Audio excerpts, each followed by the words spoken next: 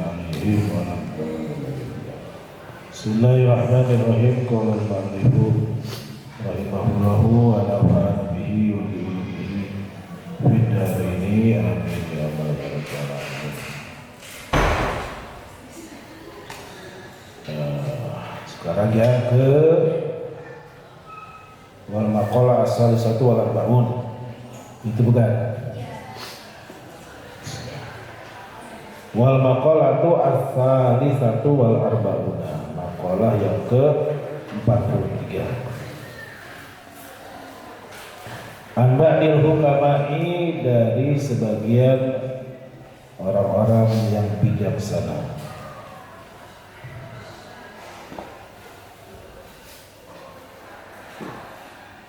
Man, barang siapa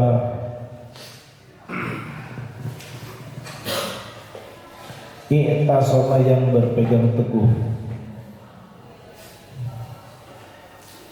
Man, barang siapa i'tasama, yang berpegang teguh bi'aqlihi, kepada akalnya.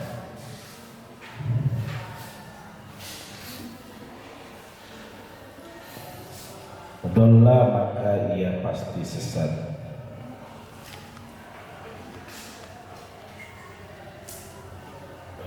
Dolla, maka ia pasti sesat. Ai, tegasnya man, barang siapa i'tamada, yang bersandar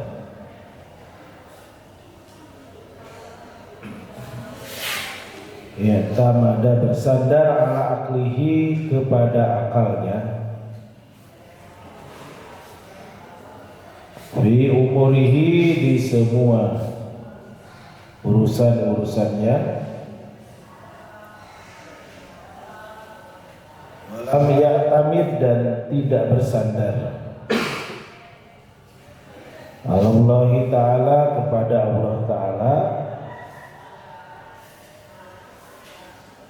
bidzalika, di urusan-urusannya itu, bidzalika, di urusan-urusannya itu,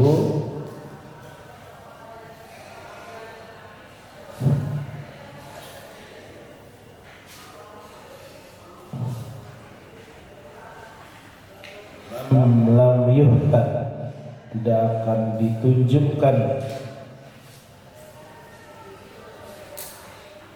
yu'ta, tidak akan ditunjukkan, ya, naibul fa'ilnya Allah, ila sawabi, kepada kebenaran, ila sawabi, kepada kebenaran.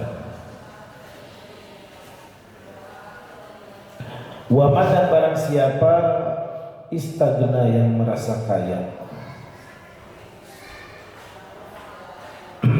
Istagna, yang merasa kaya, bimalihi, dengan hartanya. Qalla, maka ia akan kekurangan. Qalla, maka ia akan kekurangan.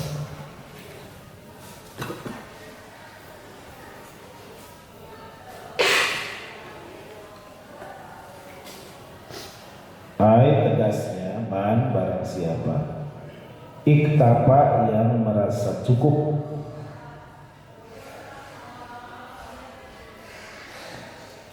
lam yak bimalihi, dengan hartanya, lam yakwihi, maka ia tidak akan merasa, tidak akan dicukupkan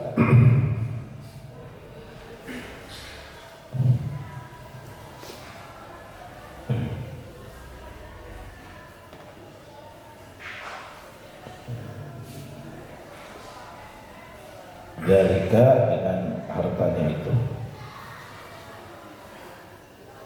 Wa fil hadisi, dan di dalam hadis Nabi SAW, man, barang siapa istagna, yang merasa cukup, billahi, dengan pemberian Allah,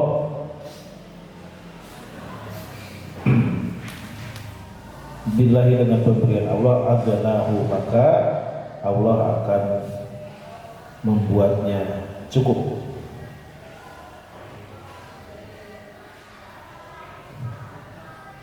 Wa man dan barang siapa azza yang merasa mulia,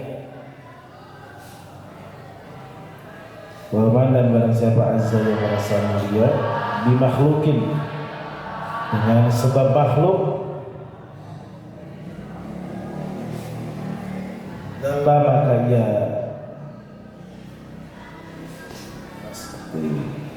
hina. Ayat tegasnya waman dan barang siapa, karena ada kuwatuhu, kekuatannya, bimakhlukin dengan sebab makhluk, soro maka ada man dalilan itu adalah orang hina.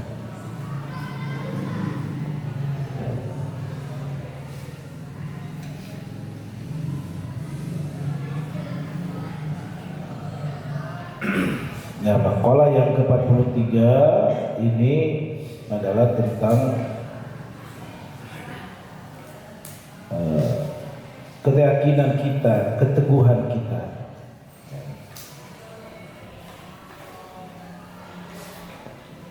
Ya, mengenai urusan-urusan kita. Seseorang yang mempunyai sebuah urusan duniawi kah, urusan ukhrawi kah, kemudian dia berhitung dengan logikanya, dengan akalnya saja, maka ia akan sesat. Maksudnya sesat di sini adalah ketika kita menyadarkan diri akan urusan-urusan kita kepada akal kita, maka kita akan dibuat pusing oleh urusan kita sendiri. Karena dalam hal ini Allah tidak memberikan petunjuk kepada dia agar urusan-urusannya ini sampai kepada tujuan dia, tujuan daripada dia atau hasil daripada urusannya itu. Nah, dalam hal ini contoh kita belajar. Ketika kita belajar hanya disandarkan kepada pikiran kita saja, maka kita akan dipusingkan dengan belajarnya kita. Oleh karenanya supaya nggak pusing, gimana belajarnya? Ya, kalau kita nggak mau pusing belajarnya, maka lakukanlah sebatas tugas kita berikhtiar sebagai manusia yang diwajibkan oleh Allah belajar. Jangan melebihi kadar itu. Kalau kita mau bisa sesuatu, ya usahakan kita semaksimal mungkin berikhtiar. Adapun nanti bisa atau tidak, itu bukan lagi urusan kita. Kita ngaji, kemudian secara zahirnya kita punya kitab, datang ke majelis untuk mendengarkan surahan-surahannya, ditulis apa yang perlu ditulis, dilogat apa yang perlu dilogat, dikasih harokat yang perlu dikasih harokat. Kita mutolaah, kita ulang-ulangi apa yang disampaikan di dalam majelis ilmu tersebut.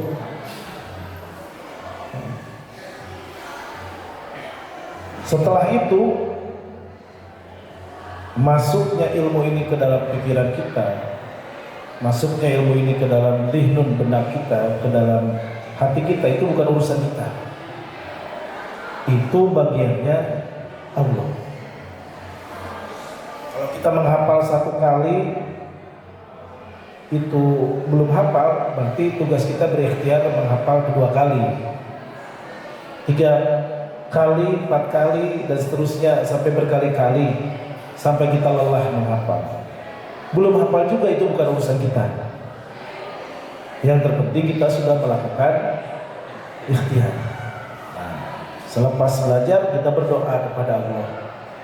Itu namanya ta'alluq kepada Allah, menyandarkan urusan kita kepada Allah.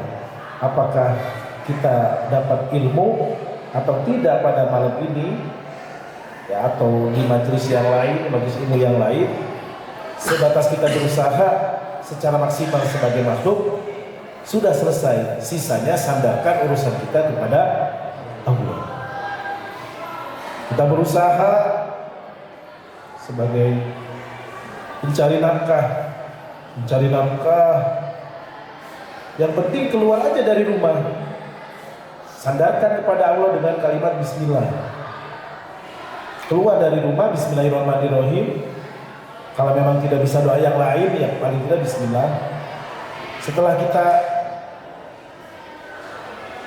keluar dari rumah, mencari kasab, mencari penghasilan, pemasukan, baik itu dengan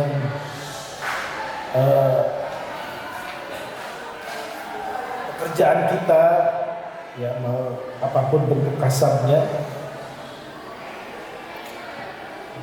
ada yang ngojekah kita, ada yang berdagang ke pasar. Nah, lakukanlah ikhtiar sebatas tugas kita sebagai manusia. Target, misalkan kalau dagang harus terjual 3 kerat tomat, 3 karung secin, bawang merah 1 karung. Ya targetnya target harus, karena itu batas ikhtiarnya manusia. Melampaui target atau tidak itu bukan urusan kita, karena kita sudah melakukan tugas kita sebagai manusia, yaitu berikhtiar, punya target.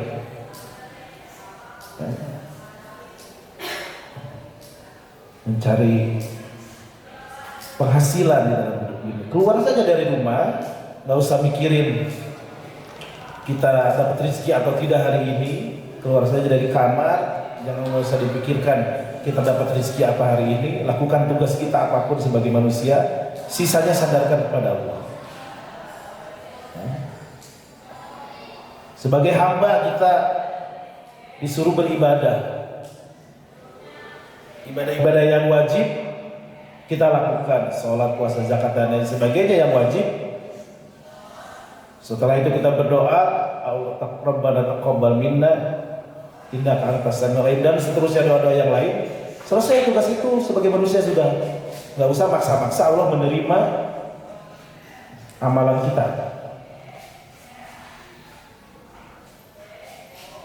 Mencoba bertakarrub, mendekatkan diri kepada Allah dengan amalan-amalan sunnah, duhakah, tahajudkah, ya, sodako, atau apapun bentuknya amalan sunnah yang lain.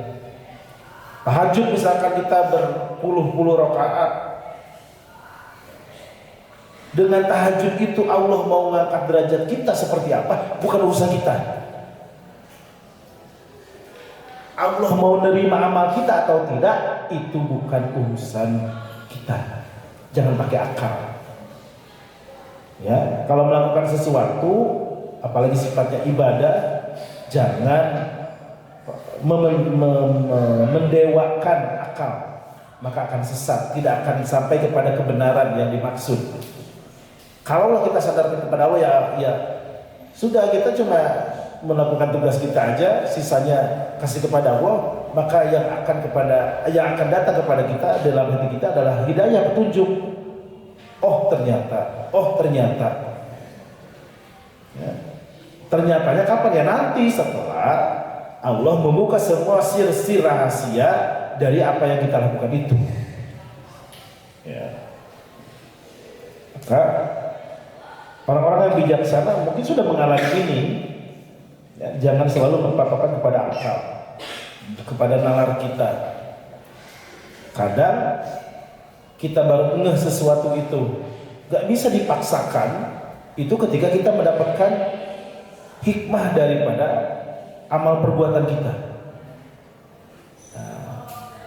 Jadi kalau sekarang kamu semasa jadi santri, ya sambil belajar di sini sambil ngajar, ya lakukan saja tugasnya. Nanti kamu di masa depan jadi apa bukan urusan kamu. Dan kita ngaji kita bukan untuk jadi kiai, bukan untuk jadi nyai, bukan untuk jadi ustazah, bukan untuk jadi orang alim. Kita ngaji karena melakukan tugas kita sebagai manusia, belajar, menuntut ilmu. Udah. Adapun nanti kita ke depannya Allah takdirkan jadi apa, itu bukan urusan kita. Akan ada sesuatu yang di luar nalar kita yang Allah berikan. Maka nanti di makalah setelahnya itu waman istagna bimalihi qalla, ya. Kita kadang-kadang juga merasa cukup dengan harta kita.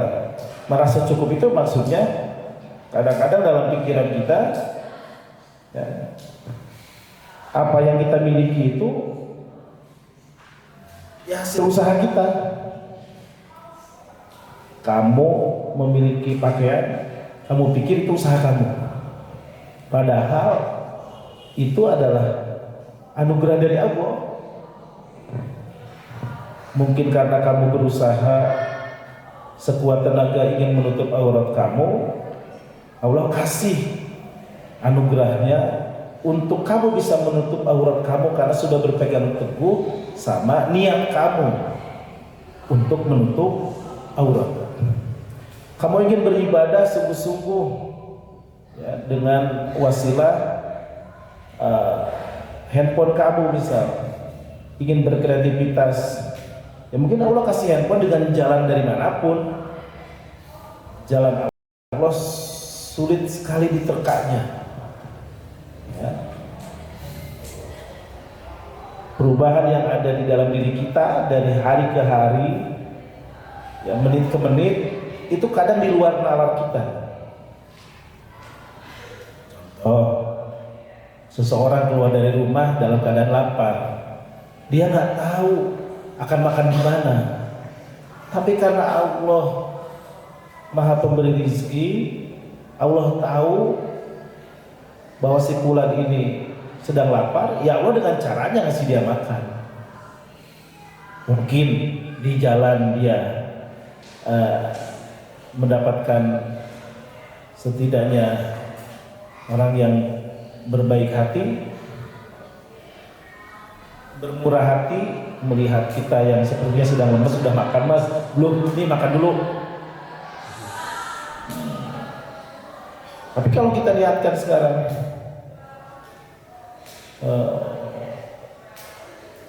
saya keluar mau ke masjid, biasanya Jumat kalau masjid itu suka ada makan, ke akal kita. Ternyata selesai Jumat kita disibukkan diri dengan urusan WC, kebelet lama di WC-nya, keluar habis jatah makannya. Yang dipakai akal sih. Nah, itulah seringnya kita merasa apa yang kita makan juga usaha kita, apa yang kita minum hasil dari usaha kita. Padahal kenyataannya itu adalah anugerah Allah. Memang pernah kamu berpikir esok hari mau ngewuduk terus bisa jadi ngewuduk gitu? Mau pikir malam ini, wah besok mau ngewuduk di depan Mbak Muha, jalan ke sana pagi-pagi, tutup. Jadi nggak tahu kan? Kita pakai akal, tahu-tahu sama Allah, Anda mengandalkan akal Anda sendiri, akan kubuat hatinya tidak mau buka pada hari itu, akan kubuat dia sakit. Lihat kalian kerja nuduk mana jatuh. nggak jadi dagang uduknya. Itu bukan kayak kita, kayak dapat ilmu. Kan kadang kayak saya bingung, kayak ngaji ini kan cuma sekali saya nih, seumur hidup sekali ngajinya. Dan ketika menjelaskan seperti ini, bukan lagi apa yang dijelaskan guru dulunya gitu, karena zaman dulu dengan zaman sekarang berbeda. Dari mana dapatnya? Itu kata guru saya, ya belajar mah belajar aja. Sekarang mah belajar aja, yang penting mah pernah belajar. Gak usah mikirin nanti kayak gini. Oh ternyata bener dunianya berbeda dengan sekarang. Masanya berbeda, zamannya berbeda. Coba kalau kita semua, yang penting kita diikhtiarkan ngalogat begitu. Orang kitab itu nggak ada dulu, kitabnya hitam saya. Gini kan kita baru juga dari timan sama. Harokatnya udah nggak ada, artinya udah nggak ada. Entah kemana kitabnya juga. Ya, mungkin numpuk-numpuk. Entah di mana nggak tahu. Yang pasti waktu pulang dari Ummul Qura saya bawa semua kitab. Cuman nggak tahu kitabnya yang asli-asli. Saya ketemu di dus begitu. Yang penting tidak mengandalkan akal. Jadi kita doa dulu untuk guru-guru kita menerima Al-Fatihah. Dengan sendirinya ilham nggak pakai haji itu datang. Dengan sendirinya nggak pernah mikirin apa. Yang kepikir di dalam otak ini yang penting satu ngecor itu. Ada di otak yang satu ngecor. Tan malam ngecek air. Harus dikompak, soalnya itu semalam nggak ngalir gitu di otak saya mah. Ini mah ngomong mah bukan dari saya ininya, ini mah ngomong begini mah, ngomong ini dengan sendirinya mengalir gitu. Karena kita tidak mengandalkan akal. Udah bersandar aja sama Allah. Jadi sebelum turun ya saya doa dulu sama Allah. Kemudian kalau kamu punya sesuatu kata Allah, kamu punya fadilah, punya anugerah dari Allah, punya sesuatu yang kamu miliki, jangan sesekali itu kamu merasa itu hasil kamu gitu. Kamu dibuat memiliki hari ini itu karena anugerah pemberian dari Allah. Mau ilmu kah, mau harta, benda kah yang kamu miliki, ya, pakaian kah, makanan kah, itu semuanya adalah fadl dari Allah, anugerah dari Allah.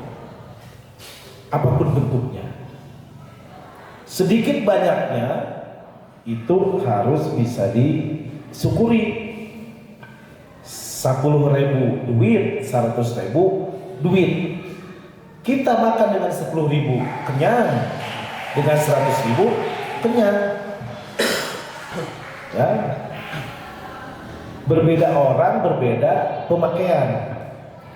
Orang kaya yang kamu pikir kaya, mereka belum tentu cukup duitnya. Orang yang bergaji 10 juta dengan bergaji kayak kita cuma 100.000, kadang lebih memilih 100.000 orang mah. Karena satu, fadl dari Allahnya sehat, pikiran tenang. Aqua 3.000, Ades kan 3.000. Setiap hari kita bisa ceria, bercanda sama temen, ya, bisa main game, bisa dengerin musik waktu tidur. Orang kaya yang gajinya 10 juta beli aqua gak 3.000. Kamu nginep di hotel Tarbiyatul Huda gratis. Kamu nginep di hotel Indonesia semalam, kamar termurahnya 2.500.000. belum tentu tidurnya tenang setenang kamu tidur di pondok. Mereka memikirkan dunianya. Kasur yang empuk itu, bantal yang empuk itu tidak membuat tidur mereka lelap.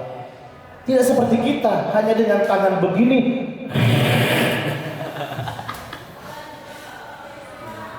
10 juta. Aqua di hotel Indonesia 20.000, 25 kan, kaget saya. Beli Aqua satu, mau pengen minum, dikasih 20.000, saya kurang 5.000 lagi. Wah iya pakot, iya katanya 25.000 satu, oh Akbar. Mendingan bawa dari taruh, dari taruh 50.000. Jadi dengan gaji 100.000, Aquanya bisa banyak minum. Dengan gaji 100.000, cukuplah ke Cikeretet bensin bolak-balik berapa kali itu. Ya, apalagi motor listriknya gratis di Karbon. Tapi dengan 10 juta orang harus pakai Mercy, pakai mobil, perlu supirnya harus digaji, bensinnya nggak boleh premium, nggak boleh Pertalite, Pertamax turbo. Jadi sama aja, tidak menentukan. Kamu makan ikan asin sama daging mendingan mana?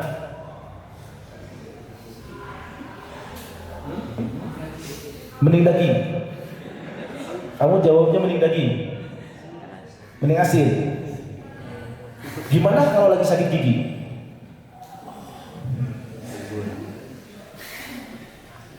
Kamu makan tapi lagi sakit gigi gimana?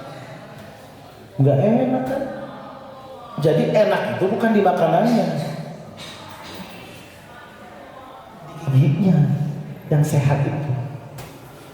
Kamu makan tapi pikiran kamu kemana-mana, kamu teman-teman lagi pada ceria makan, ayo makan, digalau, nggak enak pikirannya. Jadi yang enak itu bukan makanannya, pikirannya yang ceria. Maka kalau yang pikirannya ceria, sambal tarasi jeung daun sampege yang ngeunah we, karena nggak punya pikiran apa-apa. Coba lihat orang gila, ceria aja dia, makan apa aja dari sampah enak aja dia. Jadi disyukuri itu kan, disyukurinya kita mendapatkan fadl dari Allah itu sudah luar biasa sekarang. Semuanya serba nikmat. Kalau kita pikir mereka yang berpenghasilan besar itu genah, enak hidupnya, kemudian membandingkan dengan hidup kita yang mungkin serba kekurangan menurut kita, itu tidak fair. Kamu salah berpikirnya nanti. Makan enak bisa kemana-mana, dengan uang kemana-mana. Iya, bisa kemana-mana, tapi pikirannya ada tetap di Indonesia. Perusahaan saya gimana ya? Ini saya gimana ya? Nanti lihat apa dia, ada yang maling gak rumah saya ini? Coba kita gak punya apa-apa, tiba-tiba diumrohkan orang, free bebas. Bukan duit ya, bukan di masa kita bukan anak awam. Arek mau di Mekah ge, dan tenan bukan anak awam di Indonesia tuh. Ya, aing sebalik dia ya. Nah, tapi kalau nanti bisnis gimana ya? Nanti anak saya gimana ya? Ini gimana ya? Semuanya serba gimana, pusing kan? Jadi nanti pun dikasih rezeki dari Allah, jangan merasa misalkan kamu sukses nanti dengan pangkat, derajat, ya, harta kamu, maka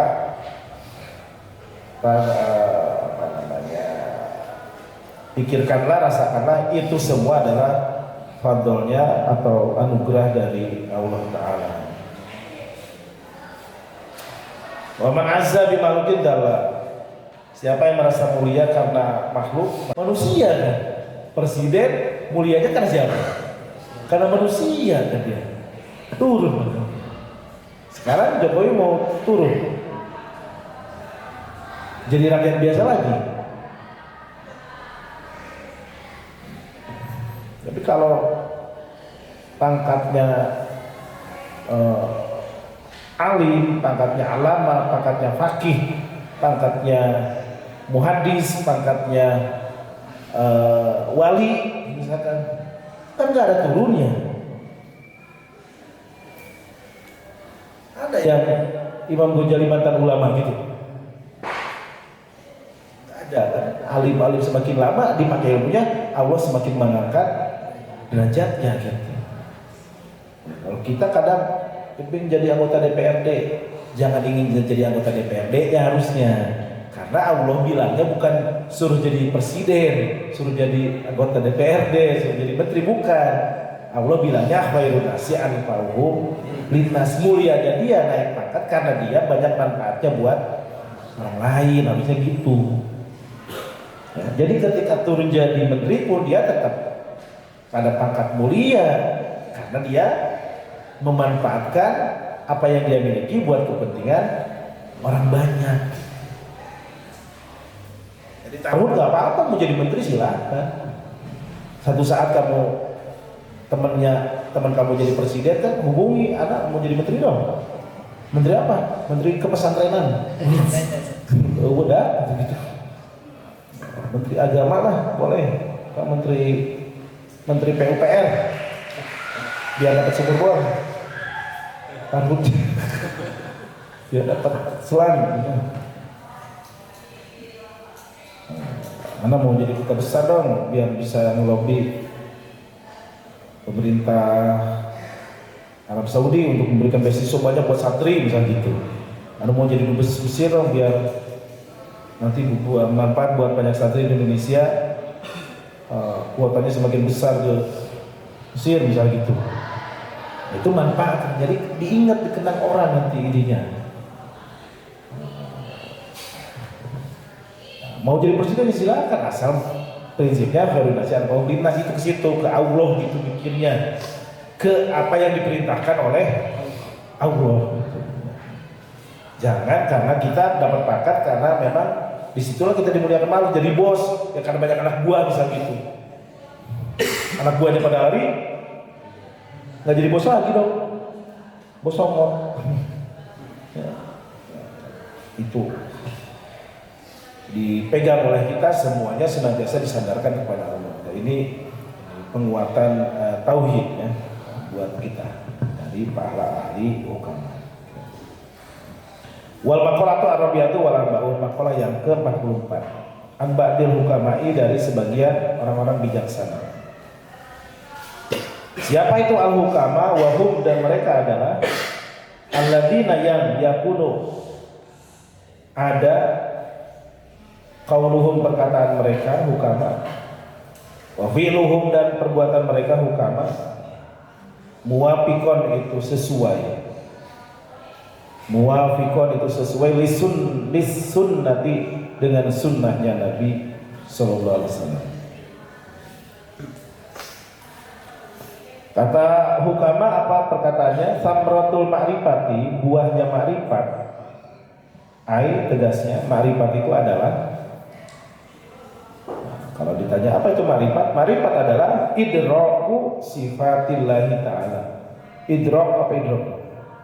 Memahami ya, paham, idrak. Memahami sifat, idraku sifatillahi ta'ala. Memahami sifat-sifatnya Allah Ta'ala. Bukan hanya tahu, bukan hanya hafal, tapi memahami.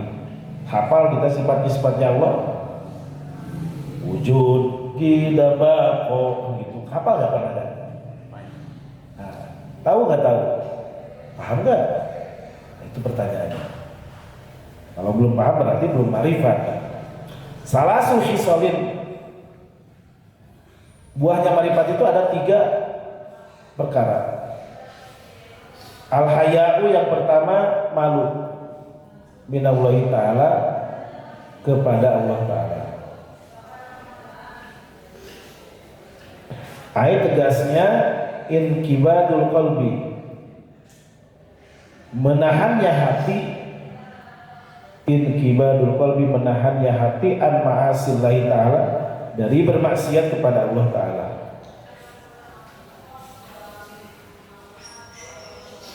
Wal hubbu billahi, dan cinta kepada Allah.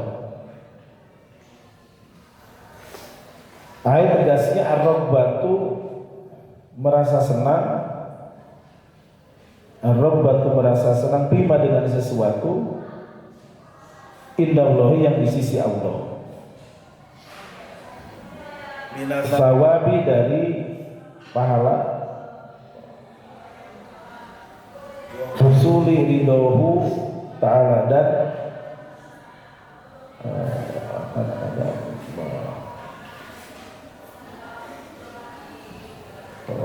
husul itu hasolah yasul, sampai ya, sampai kepada ridhonya Allah Ta'ala. Wal unsu, dan ramah billahi ta'ala, kepada Allah Ta'ala. Wal unsu, dan ramah billahi ta'ala, kepada Allah Ta'ala. Wahwa unsun itu adalah apa itu? As-suhu, ya. Suhuwun. Suhuwun itu sohayas, suhuwun itu apa? Ceria. As-suhuwun, ceria billahi ta'ala, kepada Allah Ta'ala.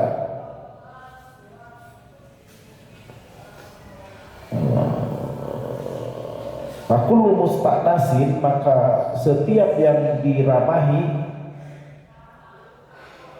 semua yang diramahi itu solihun, adalah orang soleh. Wahwa, dan unsun itu asaru musyahadati jamali hadratillahi ta'ala. Ini mudah-mudahan atharu adalah pengaruhnya, musyahadati menyaksikan, jamali musyahadati jamali menyaksikan keindahan, hadratillahi ta'ala kehadirannya Allah Ta'ala, fil qalbi ing dalam jerone ate, di dalam hatinya. Oh pendek, saya kira ini panjang ya. Kita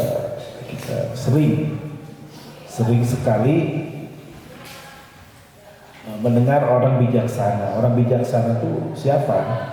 Orang bijaksana itu adalah mereka yang perkataan dan perbuatannya sama gitu, dan mengikuti sunnahnya Rasul. Dia berkata A, perbuatannya juga A. Dia berkata B, perbuatannya B. Sebelum dia berkata, dia sudah melakukan perbuatan itu. Sebelum dia menyuruh, dia sudah melakukan perbuatan itu. Artinya dia menyuruh dengan perbuatannya, itu orang bijaksana tuh. Dia sudah mengalami lebih dulu, sudah membaca, sudah menganalisa, sudah merasakan, sehingga kalam-kalamnya isinya kalam hikmah. Pikiran-pikirannya yang dia pikirkan itu adalah isinya hikmah. Hikmah berarti isinya bagus-bagus loh. Maka orang-orang yang perkataannya bagus berarti memang isi pikirannya bagus. Orang yang hatinya bagus berarti terpancar dari apa yang diucapkan, terpancar dari apa yang dilakukan. Sebagaimana kita tahu pusatnya manusia di sini, di hati, maka ketika hati baik, ya baiklah tingkah lakunya. Ketika hatinya buruk, ya buruklah tingkah lakunya. Ketika pikirannya baik, itu berasal dari hati yang baik. Hatinya nyuruh kepada pikiran, ini kan pusat. Dia nyuruh kepada motoriknya, kepada kognitifnya. Kognitif itu nyuruh kepada anggota tubuh. Hatinya merasa merasakan keyakinan kepada Tuhan, maka dia suruh pikirannya, ya, perintah kepada pikirannya Ayo lakukan sesuatu yang itu adalah perintah Tuhan. Dalam pikirannya ada ilmu, perintah Tuhan apa saja. Sholat, maka sholatlah dia. Sholat, dia nyuruh seluruh anggota tubuhnya untuk melakukan gerakan-gerakan sholat. Jadi kalau ada orang yang pikirannya buruk, maka terpancar juga dari perbuatannya. Pikirannya buruk karena hatinya buruk. Yang buruk ininya enggak. Rizki, orang miskin, kumaha caranya nyaman duitnya. Ayo bisa lain HP, masang sholat 10 juta. Ya. Buruk ya ini. Maka dia kepikirannya kan memerintahkan. Ayo, kumaha caranya sok? Kita kalau dengan pikirannya, copot HP, ketik di Google, slot online. Ya karena dari itu sudah buruk, dia pikir rezeki itu dari situ dirinya. Coba kalau dia yakin bahwa wallahu raziqu kulli hayawanin, Allah yang memberi rezeki setiap makhluk melata. Termasuk kita tuh hayawanun nati. Kita adalah hewan yang bisa bicara. Pernah dengar gak ilmu logika ya? Di logika kan gitu, al-insanu hayawanun natikun, manusia itu hewan yang bisa bicara, makhluk melata, jalan di atas bumi itu melata. Apa kita terbang? Melata kita di atas bumi. Kalau terbang berarti Susana. Segera tayang di bioskop.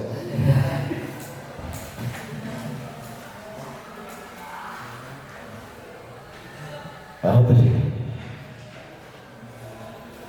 Ya, kuno qauluhu wa fi'luhu muwafiqun lis-sunnah, sesuai dengan perintah-perintahnya Nabi. Ada seorang laki-laki, "Ayo sini, kasih aku wasiat, kasih aku nasihat." Qala, kata Rasulullah, "Abdo." Baru ada mirorot mulang di apa? Kasih aku wasiat. La taddo. Orang-orang hukama ini jarang marahnya. Marahnya pun karena Allah, bukan marah karena hawa nafsunya. Marah ketika seseorang berbuat maksiat, marah ketika bukan ke orangnya juga marahnya, kepada perbuatannya. Itu bijaksana itu. Contoh itu. Samratul ma'rifati, buahnya ma'rifat itu salah solid ada 3 katanya. Yang pertama al-haya'u minallahi ta'ala, yang kedua al-hubbu billah, yang ketiga al-unsu billah. Ya. Kalau seseorang sudah mencapai makom ma'rifat, ya, nanti kita harus tahu dulu ya, ada syariat, ada tarekat ma'rifat. Kita makomnya di mana? Syariat. Serius nih. Emang sudah sempurna syariatnya. Nah, berarti makom kita masih di tolong. Apa? Di orang yang lalai, gofil. Makom kita masih di gofil kebanyakan ini. Siapa bilang sudah ini ente? Ya, orang kita masih lalai, kebanyakan kita lalai, kita mikirin setiap hari bukannya ibadah kepada Allah. Pikiran kita setiap hari bagaimana kita memiliki ilmu, tapi tidak kepada Allahnya, pemilik ilmu. Pikiran kita masih bagaimana kita makan, tapi tidak kepada pemilik rizkinya. Pikiran kita masih kepada lawan jenis, tapi tidak kepada pemilik hatinya. Bagaimana kita bisa dikatakan seseorang yang menuju kepada Allah, sementara pikiran kita masih di tingkat yang paling rendah?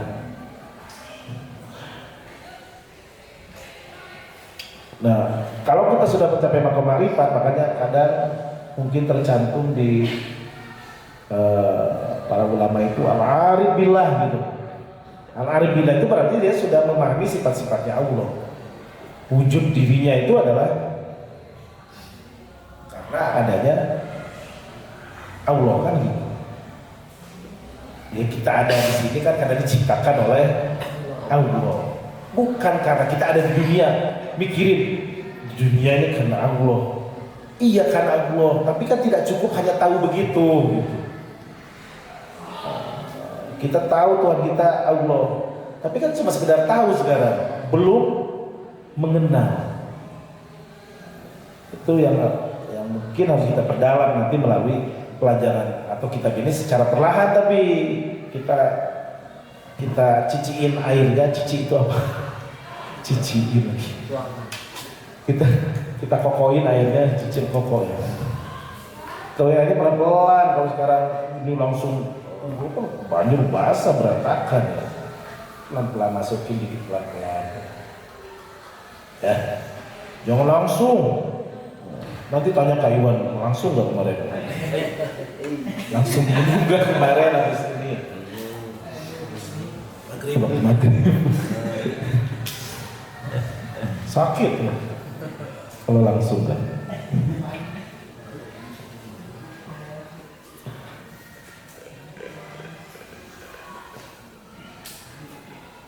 Ada 3 perkara. Yang pertama al-haya'u min Allah Ta'ala.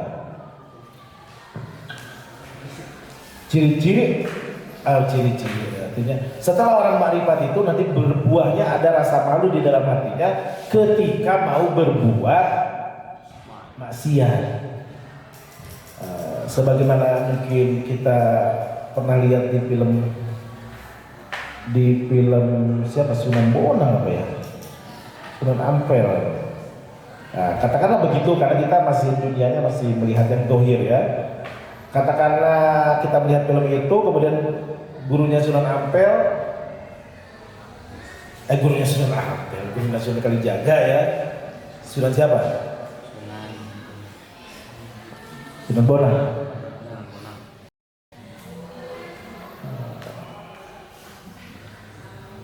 Jatuh, kemudian rumputnya itu geser jadi mati. Nangis. Karena menganggap itu maksiat. Kenapa maksiat? Karena kalau orang nyabut rumput ada hujah itu no problem. Tapi ini kan dia kecabut rumputnya karena nggak ada hujah kan? Karena dia terjatuh saat tongkatnya diambil oleh Sunan Kalijaga. Jatuh dia. Kena rumputnya kegeser, mati rumputnya. Dari situ menangis, malu. Padahal segitu, padahal cuma begitu.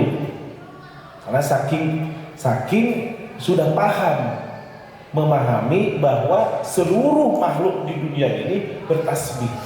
Ketika si rumput itu mati, maka berkuranglah makhluk yang bertasbih kepada Allah. Kalau kita gimana? Orang kan ayah sirum ge, sirum teh, kopi wing ya teh. Kenapa nggak kamu biarkan saja itu minum? Toh kopi yang kamu minum juga itu dari Allah. Ada sesa kita makan kerupuk, jatuh, dibawa sama semut.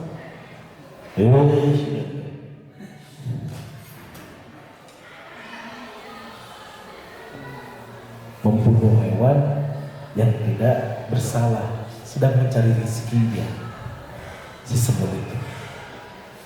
Kita bikin kopi, gula jatuh gitu, semut datang, padahal dia sedang berburu gula, mungkin dia sudah seminggu gak makan itu. Kenapa nggak Anda biarkan saja sih? Mati satu berarti berkuranglah makhluk yang bertasbih kepada Allah, bermaksiat gitu. Itu tingkat marifat, karena kita belum marifat, karena belum marifat kan. Nah, nanti kalau ini sudah harus dirubah sedikit perilaku kita, karena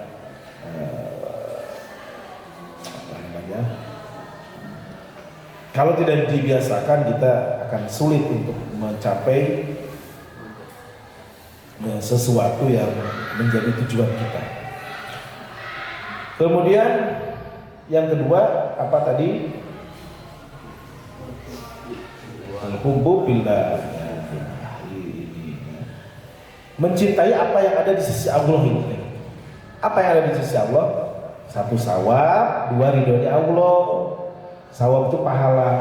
Artinya ketika kita sholat, kita mencintai Allah memang karena mengharapkan pahala. Makom kita kan masih di situ. Makom kita masih pada ketika mengerjakan sesuatu kita ingin pahala. Mungkin kamu rajin sholat bisa jadi karena kamu ingin mendapatkan pahala sholat. Kamu rajin jamaah mungkin karena kamu pernah dengar pahala jamaah itu 27 derajat. Mungkin karena kamu sering tahajud itu karena kamu pernah dengar kamu ingin dapat pahala tahajud, ya, ingin diangkat di derajat di tempat yang mulia. Ya memang gak apa-apa, itu memang padahal dari Allah, gak ada masalah. Kalau makomnya sesuaikan saja sekarang mah dengan yang kamu miliki makomnya, posisinya. Jangan sok-sokan, oh, saya tidak mengharapkan pahala, tidak mengharapkan surga, saya mengharapkan ridhonya Allah. Jangan sok-sokan ada di makom itu kalau memang makomnya masih di makom ganjaran gitu. Dan memang itu juga sama-sama anugerah dari Allah.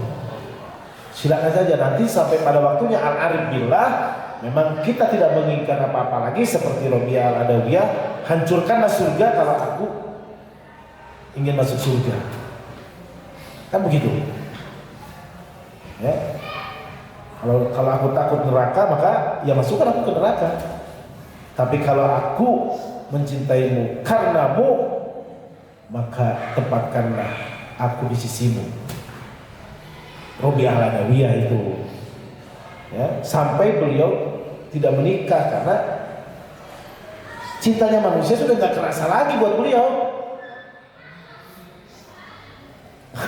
Kalau kita kan masih merasakan cintanya manusia, ya, lewat berjalan, kemudian ada perempuannya senyum, oh kerasa sebegitu, oh dia suka ya sama aku ya. Masih begitu makom kita, Mas. Robiah al-Adawiyah makomnya sudah raja yang melamar dia ditolak lamarannya. Udah nggak kerasa cintanya di sini di hati. Yang ada cuma cinta sama Allah. Ulama-ulama melamar Siti Robiah al-Adawiyah ditolak semuanya. Karena sudah nggak kerasa cintanya, cinta manusia itu fana. Ya. Seperti cintanya para ulama kepada Rasulullah. Contoh siapa yang bikin Imam Al-Busiri itu bikin qasidah-qasidah isinya kan itu puisi-puisi kecintanya kepada Rasulullah. Ya. Jalaluddin Ar-Rumi puisi-puisinya itu cinta kepada Allah isinya. Jadi cinta kepada makhluknya sudah hilang semua. Maka dia nggak peduli orang mau ngomong jelek, bodoh. Mau ngomong nggak bagus juga, bodoh. Ya saya sudah tidak berurusan dengan manusia lagi. Nah itu karena marifat.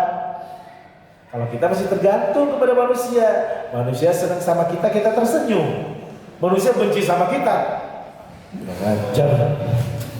Masih begitu kita makan. Ya. Anak kelas 1 cium tangan sama kita, alhamdulillah. Udah cium tangan. Kalau ada betul. Masih begitu kita masih mengharapkan diri manusia. Kan kelas 1 ada ngajak ceramahnya begini. Oh, saya begini aja. Oke kalau saya sudah bodoh amat kalau saya. Anak-anak pada lihat itu segitu itu teh. Ya itu bodoh amat sih saya mah enggak apa-apa. Bagi sayanya. Bagi dia yang kasihannya kan gitu. Bagi orang tersebut yang kasihan, kalau bagi saya sudah nggak ngaruh kan, tapi bagi orang yang itunya kan ngaruhnya, kasihannya dia.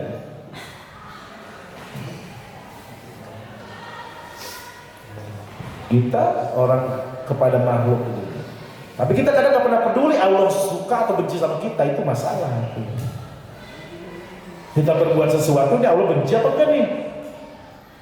masih nggak peduli kita. Allah murka kan kalau kita berbuat ini, nggak peduli kita kan. Ya.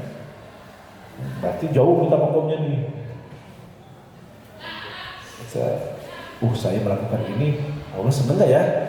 Kalau nggak seneng saya mesti gimana nih? Jadi, sebagaimana kita kepada ini kan, kepada makhluk lawan jenis, bukan sesama jenis, maaf itu. Lawan jenis kan kita selalu mikirin yang dia suka. Dia suka martabak, kita coba beli martabak yang enak di mana nih? Oh dia mah senangnya martabak Orient yang tipis, dicari kemana-mana. Karena ingin yang disukainya seneng. Coba lakukan itu kepada Allah. Ya lakukan itu kepada Allah karena Allah lah yang memiliki ganjaran, yang memiliki pahala itu. Bahkan Allah memiliki ridhonya yang harus kita kejar itu, benar-benar kejar. Ya pada waktunya silakan. Kalau sekarang masih mikir-mikir ya pikiran. Hiduplah dengan posisimu saat ini.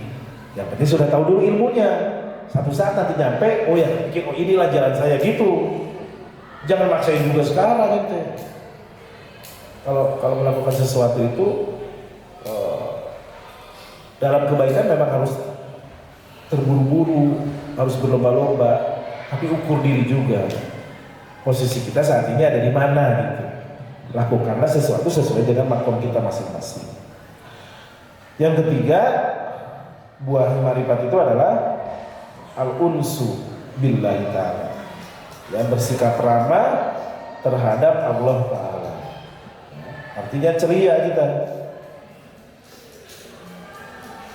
Allah ngasih kita sesuatu berupa kebaikan, berupa keburukan, kita harus tetap menerima. Karena kalau Allah hadir di hati kita, mau itu sesuatu yang buruk datang sama kita, kita tetap positif. Sesuatu yang buruk itu misalkan orang jahil sama kita, ya karena ketidaksenangannya, tidak senangnya orang lain sama kita itu, kalau kita sikapi positif, hadirnya positif karena ada Allah di sini. Oh Allah lagi uji saya, karena kamu sedang mencoba untuk mendekati Allah. Kan tidak mudah mendekati Allah itu, bertakarub kepada Allah itu pasti ada ujian-ujiannya. Nah ketika kamu mencoba bertakarub kepada Allah ada ujiannya, orang jadi nggak suka sama kamu misalkan, ya itu bagian daripada ujian, disikapi positif sama kita. Ada sesuatu yang senang positif, orang yang ngomongin kita di belakang keburukan kita juga kita anggap positif. Ya. Nah, kalau kita di dalam hati kita ini selalu menghadirkan Allah. Ya. Kita celaka juga kalau hati positif mah ya positif aja.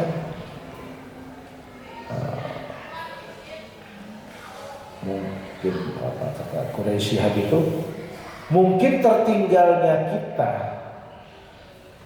di kendaraan, maksudnya kita ketinggalan kendaraan itu adalah sesuatu yang baik buat kita. Ketika kita ketinggalan mungkin marah-marah, tinggalin anak, kurang ajar, anak gak dihormati kalau begini gitu. Tapi ternyata kendaraan itu celaka.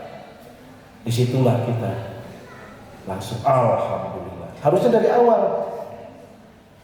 Ada udah ditinggalin, ada yang banyak ketinggalan, biarin aja. Celaka weh, bukan?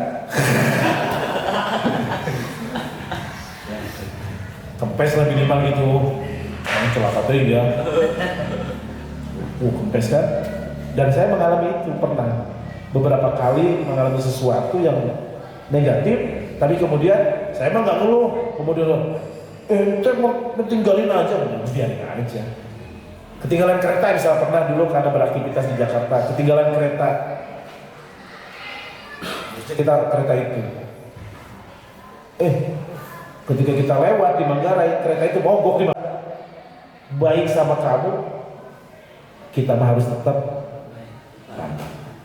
ketemu sama orang lain. Mau tampilannya bagus, mau tampilannya buruk, tampilan, maksudnya penampilan, performance, pakaiannya bisa begitu. Kita harus tetap ramah sama orang lain. Kadang-kadang kita dipertemukan seseorang itu juga adalah sesuatu yang positif bagi kita. Ya, kayak kalau saya ketemu banyak orang di sini kan, atau ada tamu kadang-kadang, siapa lagi tidak kenal, anak santri mah ya, ada tamu sih gitu. Tapi kan kita harus tetap ramah walaupun kita lagi pusing kan, pusing cai, pusing apa kan gitu kan. Nah silakan Pak duduk mangga, silakan. Tapi tampilannya tidak meyakinkan kadang-kadang. Tahu-tahu kalau kita positif Pak di hadrat kita ini, nah ini pasti ada hikmah barokahnya dari Allah. Walaupun waktu saya kesita gitu untuk kegiatan yang lain. Baik Pak, mohon. Jadi gini Ustaz, saya utusan dari ini. Tuh kan, buat pondok deh. Coba kalau kita ulang, nggak usah terima tamu. Ditolak sama kita. Nanti nelfon ke bosnya. Gak mau, kamu sedih gue gak mau ketemu. Oh, dia nggak mau duit. Wah, sayang kan. Buat bikin lapangan. Selalu kalau orang sekarang bilangnya positive thinking gitu. Orang yang makrifat kepada Allah itu senantiasa ramah, dan orang yang diramahi itu solihun, biasanya orang soleh kan. Kalau kita ke orang soleh ramah begitu. Karena pada intinya orang tersebut ramah kepada Allah. Ya kalau kita ketemu orang soleh, ya dengan lakob kiai, ustadz apapun lakobnya begitu, sehat kan kita rata-rata ustadz atau buya, ya kan gitu ramah orang tuh kepada orang seperti itu karena soleh. Kenapa seperti itu kan? Karena dianya yang sudah lebih dulu ramah kepada Allah. Itu penting, gitu kan? Penting buat kita paham maksudnya. Beliau-beliau itu adalah orang yang senantiasa menyaksikan kehadiran Allah di dalam hatinya. Asarnya, pengaruhnya orang yang senantiasa menyaksikan keindahan Allah di dalam hatinya, hadratnya Allah di dalam hatinya, dia selalu bersikap ramah.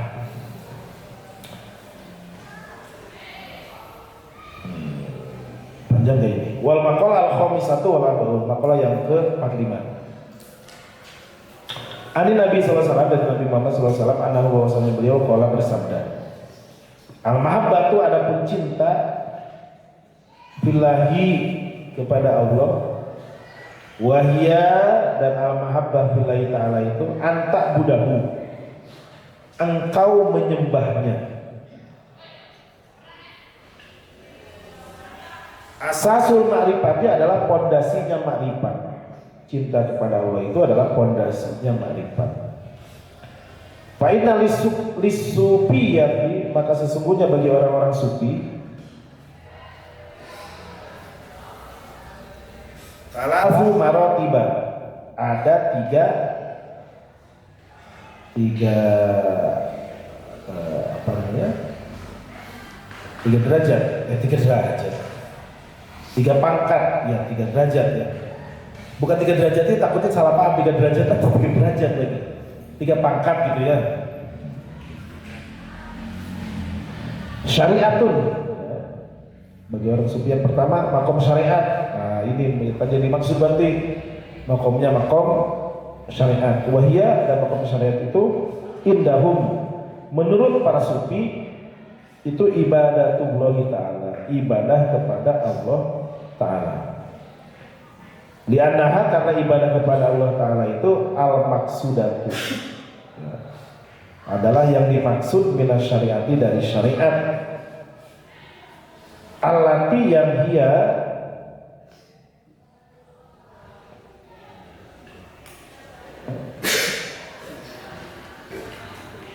ibadah yang syariat itu adalah indal fuqahi, menurut para fuqaha, al-ahkamu, hukum-hukum allati yang bayyana Allah Ta'ala, yang Allah jelaskan akan hukum-hukum tersebut, bayyana yang menjelaskan akan hukum tersebut siapa Allah Ta'ala gitu. Lana bagi kita, wa tariqatun lana, dan tariqah bagi kita, ya tariqah itu adalah qasdullahi ta'ala, menuju kepada Allah Ta'ala, bil ilmi wal amali, dengan ilmu dan amal, wa ma'rifatun, dan ma'rifat, yang ketiga ma'rifat, wahya, dan ma'rifat itu adalah al ilmu, ya, mengetahui bi bawah tinil umuri, dengan perkara-perkara yang tidak terlihat, batin, ya, yang dari batin, perkara-perkara yang tidak terlihat, wahya dan makrifat itu mereka bisa seperti ini.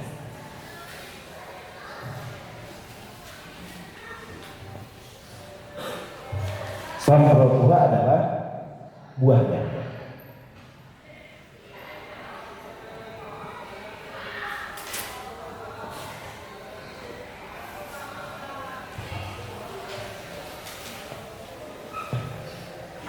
Wal ifatu yang kedua ifah itu apa? Memelihara diri, ya.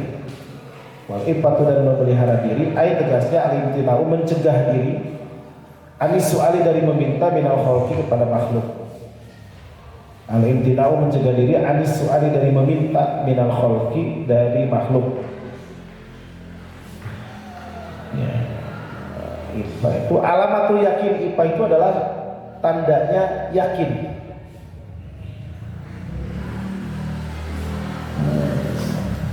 Wahwa, dan yakin itu adalah i'tiqadun, berarti itu mubtada ini. I'tiqadun adalah keyakinan. Anna Allah Ta'ala, bahwasanya Allah Ta'ala qadirun, itu maha kuasa, ala kulli syai'in, atas segala sesuatu, wa raziqu kulli hayawanin, waraziku, dan yang maha memberi rizki, kulli hayawanin, kepada setiap makhluk melata. Jangan diartikan hewan, ya,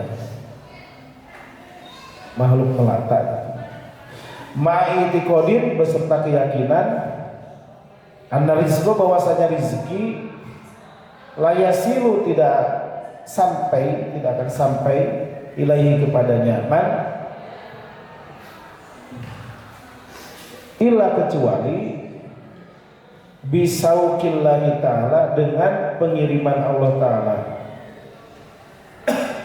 bisauqillahi ta'ala, dengan pengiriman Allah Ta'ala, ilaihi, kepadanya, man. Warasul yakini, dan modalnya yakin, warasul yakini, dan modalnya yakin, itu at-taqwa, adalah takwa. Ayat tegasnya aslul yakini, asal muasalnya yakin, pondasinya yakin, gitu. Aslul yakini, pondasinya yakin, itu imtithalu amrillahi, mengerjakan, melaksanakan perintah-perintahnya Allah, wajtinabu nahyihi, dan menjauhi larangannya. Yang ketiga, waridho bi takdirillahi, ridho dengan takdirnya Allah, ridho atau rela bi takdirillahi, dengan takdirnya Allah. Wahwa, ridho dengan takdir Allah itu adalah sururul qalbi, senangnya hati, sururul qalbi, senangnya atau gembiranya hati, bima, dengan sesuatu, qadarahullahu ta'ala, yang Allah takdirkan untuknya,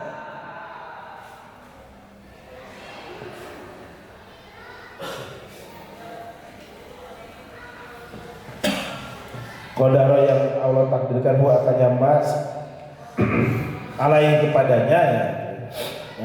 Minal murri, dari rasa pahit, wal huluwi, dan manis, hulwi dan manis, wal hulwi atau hulwi. Wa bima dengan sesuatu qadahu yang Allah putuskan.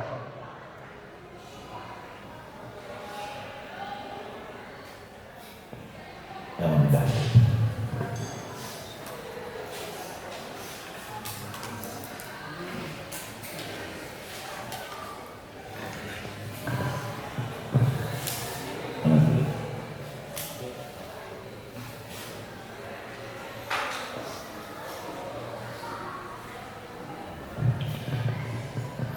Kalau kita mau mencapai makom ma'rifat, maka yang harus ditumbuhkan terlebih dulu di dalam hati kita adalah al-mahabbah, rasa cinta. Cinta kepada siapa?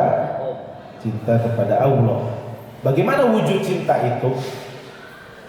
Ya, wujud cinta kepada Allah adalah dengan beribadah. Ibadah sekuat, semampu, semaksimal mungkin. Itu bukti kecintaan kita. Mau mencapai makom ma'rifat berarti upayakan setiap dari kita ini melakukan ibadah sesuai dengan perintahnya. Fondasinya ibadah itu apa? Fondasinya ibadah apa? Sholat. Sholat yang utama. Kan jangan sampai lalai terhadap sholat. Itu yang amaliyah yaumiyah kita sehari-hari. Nanti kalau sholatnya sempurna maka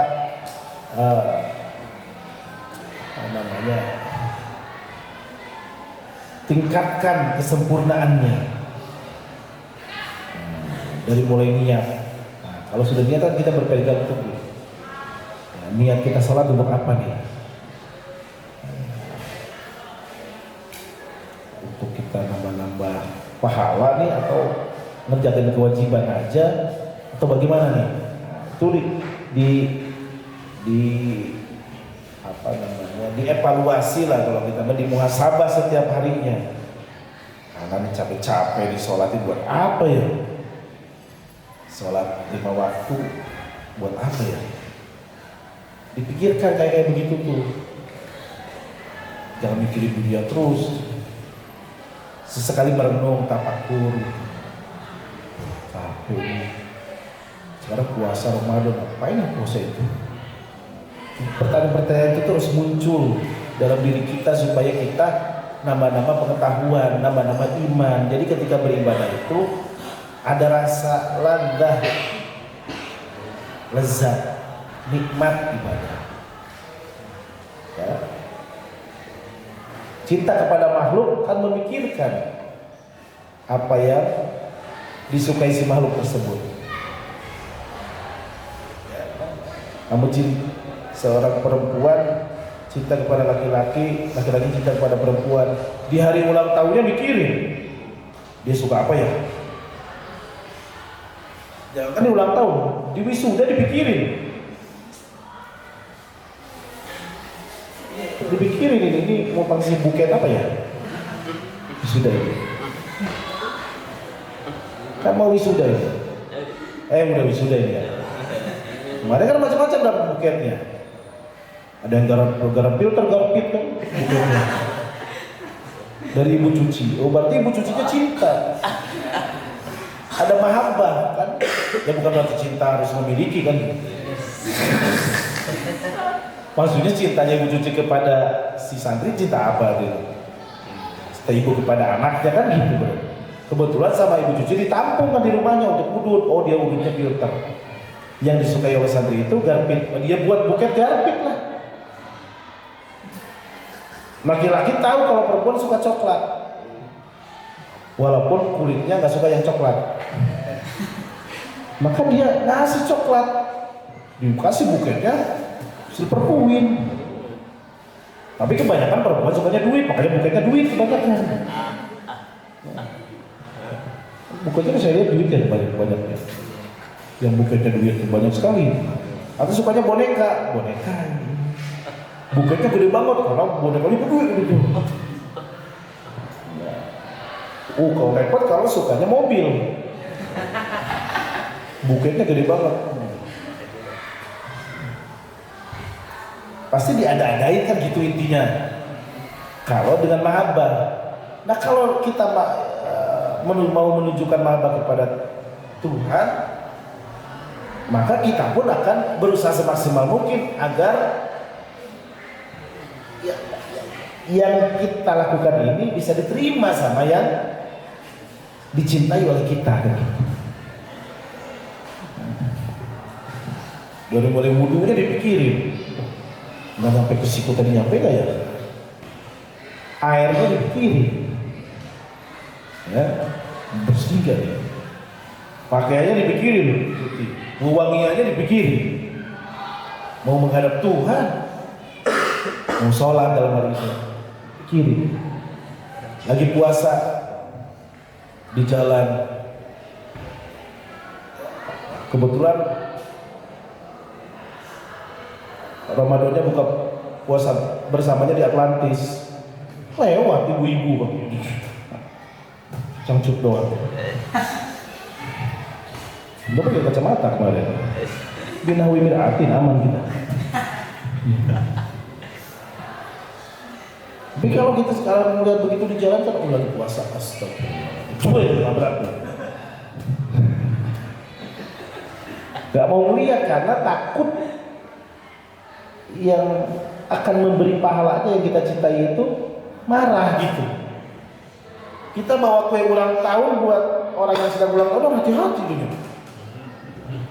Rusak marah kan itu. Kalau marah, otak rokok terbentuk ayo berusaha gitu. Dari harganya. Kita melakukan ibadahnya kalau kepada yang dicintai itu pasti akan berhati-hati dalam segala hal. Karena takut tidak diterima kan begitu.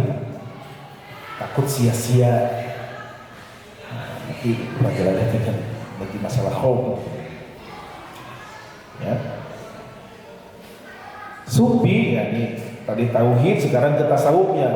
Sufi, bagi orang sufi itu ada 3 tingkatan katanya. 3 makom. Yang pertama makom syariat. Nah, makom syariat itu cirinya adalah dia melaksanakan ibadah-ibadah sesuai dengan ilmu fikihnya. Jadi kita di situ dulu aja kalau mau bertasawuf, nggak usah sok-sokan pengen langsung wah anak maaf Anda nggak bergaul dengan perempuan sufi ya.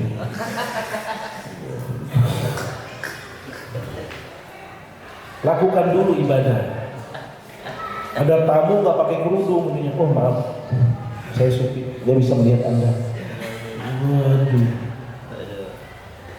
Anda sudah begitu sudah nggak sufi karena Anda tidak ramah kepada orang. Hati-hati itu. Hormati perasaan orang, karena salah satunya adalah sikap ramah kita. Ramah itu adalah menghormati perasaan orang lain. Jadi ibadahnya sesuai dengan ilmu-ilmu fikihnya. Allah sudah jelaskan, ya.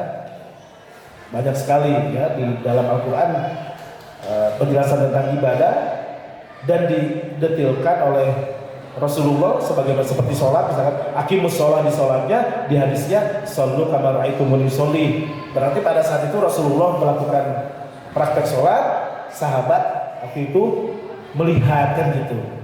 Shollu kama ra'aitumuni sholli. Cik tinggali ayo urang sholatnya, rangke sholat sakumaha wing sholat, itu detailnya. Dijelaskan lagi, didetilkan oleh para ulama. Ya. Ininya lebih detail lagi, ini sunnah ab'ad, ini sunnah hayat, ya. Ini syarat sahnya, ini rukunnya, lebih detailkan. Mau masuk ke pintu sufi ya di situ dulu aja, benerin syariatnya, benerin ibadah syariatnya sesuai dengan hukum-hukum fikih. Kalau sudah benar syariatnya nanti ketahuilah caranya supaya kita bisa terus menuju kepada Allah. Namanya thoriqoh. Maka nanti berguru sama sama para mursyid. sudah benar seluruh ibadah syariatnya sesuai dengan petunjuk ilmu fikih yang diterangkan oleh guru-guru kita yang ahli fikih, nah, baru meningkatlah kepada pencarian mursyid untuk menyampaikan diri kita kepada Allah. Nah, torikohnya macam-macam nanti. Ada torikoh al-mu'tabarah an-nahdiyah di Indonesia, 100 lebih lah banyak. Saya lupa jumlahnya. Nah, nanti kamu akan ketemu dengan yang sekarang dilakukan di sini torikohnya sebagaimana dibacakan manaqibnya torikoh Qadiriyah plus Naksabandiyah. Torikoh Naksabandiyahnya saja ada, torikoh Qadiriyahnya aja ada. Torikoh Idrisiyah, Samaniyah, ya, macam-macam torikoh itu. Sadiriyah. Kalau di kita banyaknya torikohnya Qadiriyah Naksabandiyah. Ada di sana ada Naksabandi. Nah, kalau saya turunan Qadiriyah. Torikohnya. Tapi saya ambil yang torikoh Qadiriyah Naksabandiyah juga. Bayat juga ada torikoh namanya Tijaniyah, bukan bayat sih, saya mengikuti torikoh Tijaniyah. Saya mengikuti torikohnya Habib Lutfi Saduliyah. Itu cara kita menuju kepada Allah. Ya, karena dibimbing sama guru.